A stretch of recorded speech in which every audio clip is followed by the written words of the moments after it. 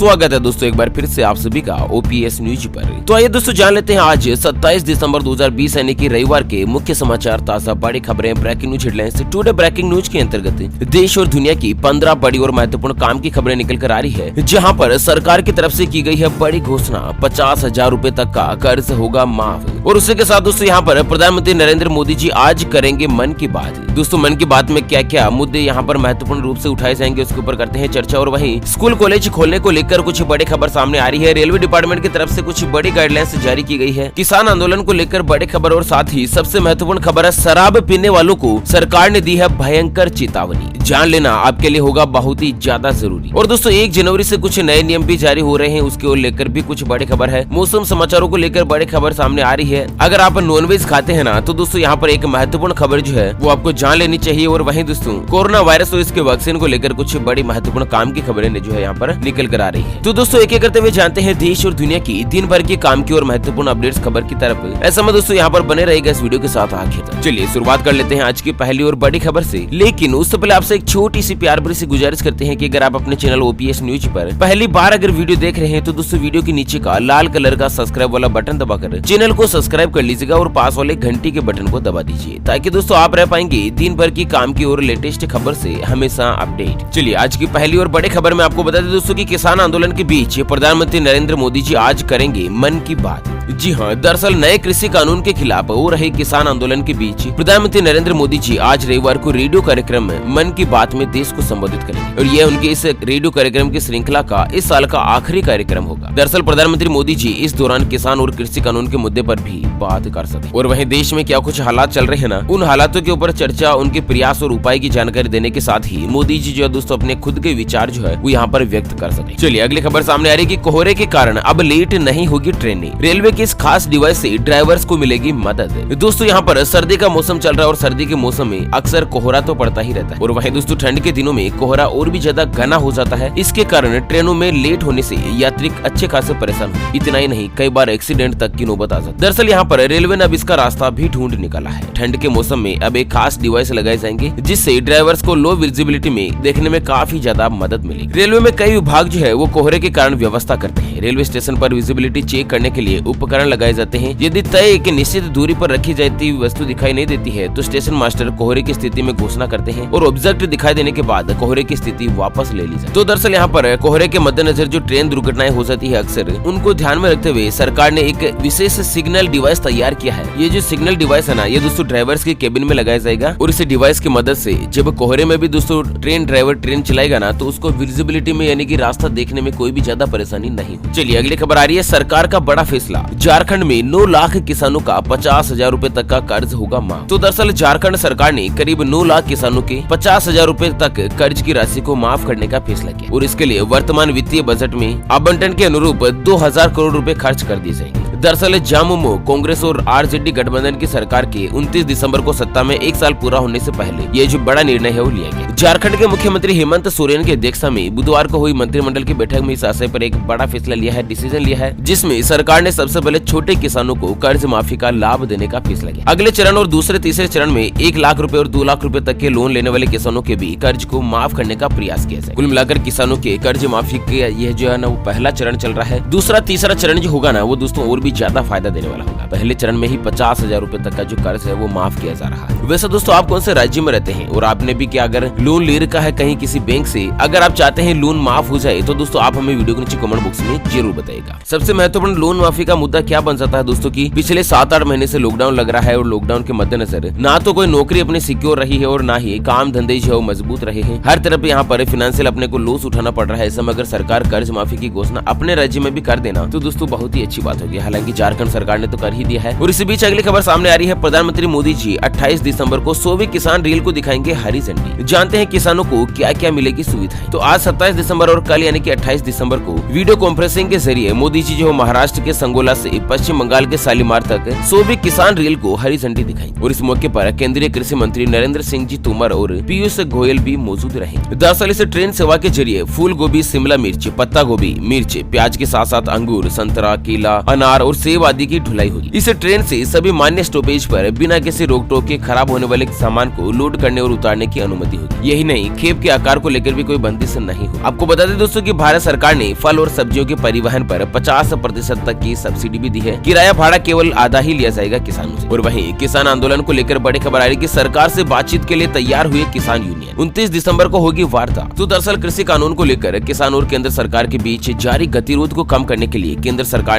और किसान यूनियन के बीच 29 दिसंबर को सुबह 11 बजे एक बार फिर से बातचीत होगी। और ये जो फैसला है ना, वो 40 किसान संगठनों ने अगुवाई कर रहे संयुक्त किसान मोर्चा की शनिवार को हुई बैठक में लिया गया। दरअसल यहाँ पर मीटिंग में किसान संगठनों ने फैसला किया है कि जो सरकार और किसानों के बीच वार्ता होगी ना, उसमें उनका जोर जो है वो किसान बिल को वापस लेने पर होगा। किसान नेताओं का कहना है कि वे अपनी 2 मांगों को पूरी कराए बिना धरना प्रदर्शन खत्म नहीं करेंगे। पहली मांग है कि तीनों कृषि कानून को वापस लिए जाए, इनके रद्द किए जाए और सरकार MSP को कानूनी गारंटी देने के लिए नया कानून बनाए। आपको बता दें, सरकार और किसान संगठनों के बीच कई दौर की बातचीत भी हो चुकी है, लेकिन अभी तक कोई भी इसका समाधान नहीं निकला। चलिए वहीं दोस्तों अगली बड़ी खबर सामने आ रही है कि ठंड में शराब पीना पड़ सकता है महंगा। मौसम विभाग ने जारी कर दी है भयंकर चेतावनी। जी हाँ, जानते हैं दोस्तों पूरी खबर शराब पीने को लेकर। यहाँ पर कुछ महत्वपूर्ण चेतावनी निकल कर आ रही है, लेकिन उससे पहले दोस्तों हमेशा की तरह एक नजर डाल लेते हैं आज के माइंड क्विज यानी कि गिवे वाले सवाल की तरफ। तो दोस्तों आज का माइंड क्विज वाला सवाल आप स्क्रीन पर देख पा रहे हैं। तंबाकू में कौन सा तत्व पाया जाता है? जी हाँ दोस्तों, दोबारा सुन लीजिएगा। तंबाकू में कौन सा तत्व पाया जाता है? Option A nicotine, option B alcohol. तो फटाफट से लिखना है क्वेश्चंस का सही जवाब इस वीडियो के नीचे कमेंट बॉक्स में। और दोस्तों सही जवाब देने वाले किसी एक खास कमेंट्स को सेलेक्ट किया जाएगा हमारी OPS न्यूज टीम की तरफ से और उसे दिया जाएगा एक अमेजिंग और सरप्राइज गिफ्ट। और ध्यान रखिएगा दोस्तों, ये जो गिफ्ट है ना वो बिल्कुल फ्री रहता है, इसके लिए कोई भी चार्जेस वगैरह हमारी न्यूज टीम के द्वारा नहीं लिया जाता। तो चलिए यहाँ पर आपको बता दें कि भारतीय मौसम विभाग का कहना है कि अगले कुछ दिन में उत्तर भारत में कड़ाके की ठंड पड़ने वाली है और ऐसे में घर बैठे यहाँ पर कुछ नए साल की पार्टी में शराब पीना बहुत ही ज्यादा नुकसानदायक हो सकता है। मौसम विभाग ने कहा कि 28 दिसंबर से पंजाब, हरियाणा, दिल्ली, उत्तर प्रदेश और उत्तरी राजस्थान में भयंकर शीत लहर चलने का अनुमान है और इस दौरान फ्लू, जुकाम, नाक से खून निकलने जैसी समस्याएं होने की आशंका है। और जो ऐसी दिक्कतों से जूझ रहे हैं ना, वो लंबे समय तक ठंड में रहने के कारण उनकी परेशानियां और भी ज्यादा बढ़ रही। मौसम विभाग की सलाह में कहा गया है कि शराब नहीं पिए, इससे आपके शरीर का तापमान कम होता है। और साथ ही कहा गया है कि घर के भीतर ही रहें। विटामिन C से युक्त कुछ फल वगैरह आपको खाने चाहिए और अपनी त्वचा को नरम रखें ताकि कड़ाके की ठंड के प्रभाव से बचा जा सके। और वहीं मौसम विभाग के मुताबिक पश्चिमी विक्षोभ के कारण जम्मू कश्मीर, लद्दाख, हिमाचल प्रदेश और उत्तराखंड में ताजा बर्फबारी का अनुमान भी है। और वहीं विक्षोभ खत्म होने के बाद पश्चिमी हिमालय से ठंडी और रूखी पहुआ हवा जो है ना वो चलने लग जाएगी, जिससे कि न्यूनतम तापमान और भी ज्यादा गिर जाएगा। तो कुल मिलाकर दोस्तों आने वाले 3-4 दिनों में मौसम विभाग की तरफ से शीत लहर चलने की कुछ चेतावनी निकल कर आ रही है। शीत लहर में क्या होता है, ठंडी हवाएं चलती है, इससे एक तो फसलों को नुकसान पहुंचता है। जो चने धान की फसल है ना दोस्तों, उसमें शीत लहर से सिली मार जाना की एक समस्या हो जाती है, जिसके मद्देनजर फसल कमजोर हो जाती है, प्रोडक्शन इतना नहीं बैठ पाता है किसान परिवारों का। और वहीं दोस्तों अपने स्वास्थ्य को लेकर तो नुकसान होता ही होता है। चलिए अगली खबर आ रही है कि 1 जनवरी से सिर्फ टोल प्लाजा ही नहीं बल्कि इस काम के लिए भी जरूरी हो जाएगा फास्टैग। दोस्तों अगर आपके पास भी 4 व्हीलर है या दोस्तों इससे बड़ा कोई भी अगर व्हीकल है ना, तो 1 जनवरी 2021 से सभी 4 व्हीलर्स में फास्टैग लगाना जरूरी होगा, क्योंकि 1 जनवरी से नेशनल हाईवे के सभी टोल प्लाजा से कैश लाइन ही खत्म कर दी जाएगी और सिर्फ फास्टैग लाइन से ही टोल वसूला जाएगा। दरअसल उन सभी गाड़ियों के लिए जरूरी हो जाएगा जिन गाड़ियों को 1 दिसंबर 2017 से पहले खरीदा गया। इस समय दोस्तों अगर आप भी अपनी कार मेंटेन करते हैं तो फास्टैग जरूर लगवा लीजिएगा, नहीं तो यहाँ पर आप टोल प्लाजा पर जो कैश पैसे देकर टोल की रसीद कटवाते हो ना, वो रसीद का सिस्टम ही बंद कर दिया जाएगा। अच्छा, उसके अलावा फास्टैग किस किस काम के लिए जरूरी कर दिया गया है, तो दरअसल ट्रांसपोर्ट गाड़ियों के फिटनेस सर्टिफिकेट तथा उसको रिन्यू करवाने के लिए तभी प्रोसीजर आगे बढ़ेगी जब आपके व्हीकल पर फास्टैग लागू होगा। नेशनल परमिट व्हीकल के लिए फास्टैग को 1 अक्टूबर 2019 से ही अनिवार्य कर दिया गया और वहीं 1 अप्रैल 2021 से थर्ड पार्टी इंश्योरेंस के लिए भी फास्टैग को अनिवार्य कर दिया जाएगा। ऐसा में दोस्तों आपकी गाड़ी में अगर फास्टैग नहीं लगा होगा ना, तो आप अपनी गाड़ी का इंश्योरेंस भी नहीं करवा सकते हैं। सरकार की तरफ से इस तरह की कुछ नई गाइडलाइंस जारी की गई है। और वहीं आपको बता दें कि अब तक लगभग 2 करोड़ 20 लाख जो है ना वो फास्टैग जारी हो चुके हैं। ऐसे में सवाल ये उठता है कि आप फास्टैग कहां से ले सकते हैं। दोस्तों दरअसल फास्टैग जो है वो आप किसी भी टोल प्लाजा से ले सकते हैं, राष्ट्रीय राजमार्ग पर मौजूद पेट्रोल पंप से भी आप